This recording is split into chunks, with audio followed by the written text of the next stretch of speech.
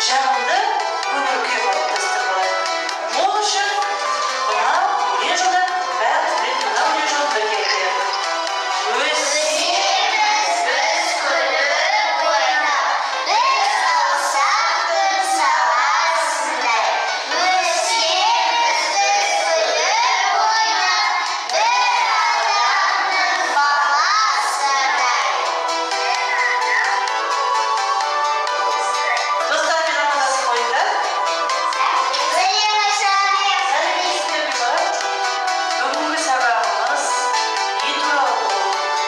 Біз болжау аясын бәріміз білеміз. Болжап көрейік. Бұл кітаптарға қарайық.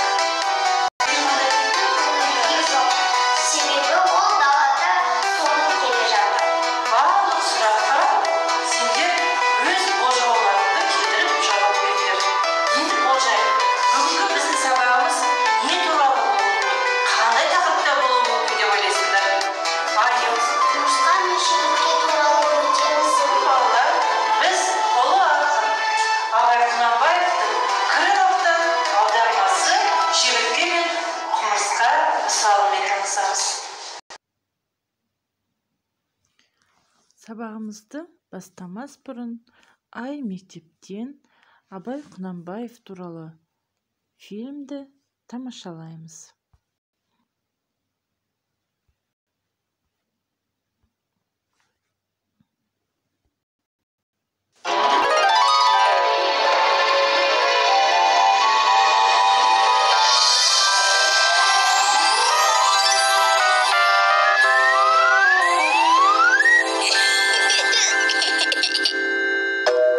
Ай мектеп.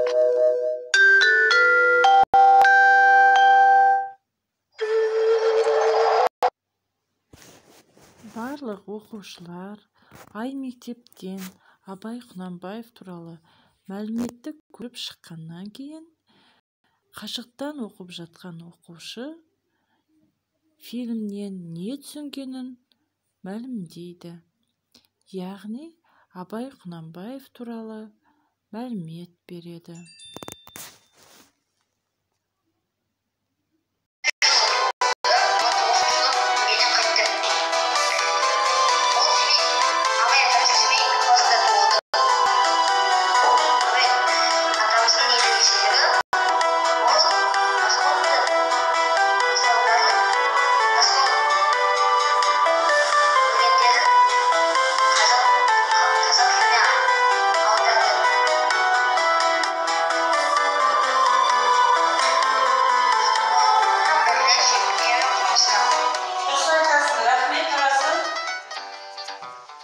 Құрметті балалар, мен сендерге Абайдың Крыловтан аударған шегіртке мен құмырсқа мысал өлеңін оқып берейін.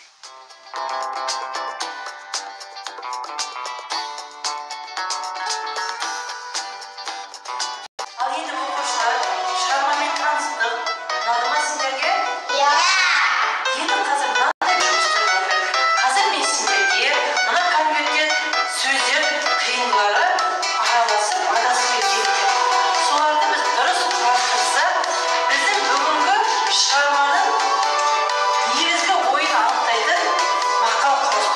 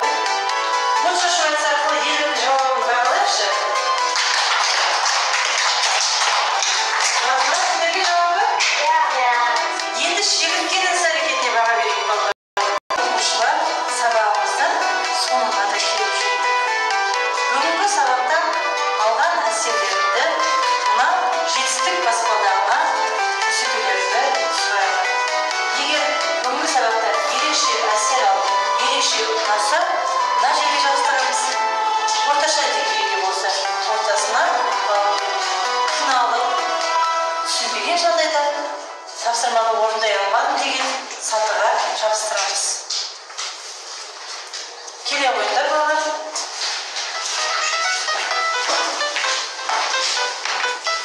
Ал оқушылар, сендердің берген кері байланыстарынан сендерге бүгінгі сабақ ерекше ұнаған, сендердің түсінгендеріңді көріп отырмын. Сендер үшін қуаныштымын. Осы шығармадағы құмырсқа сияқты еңбекқор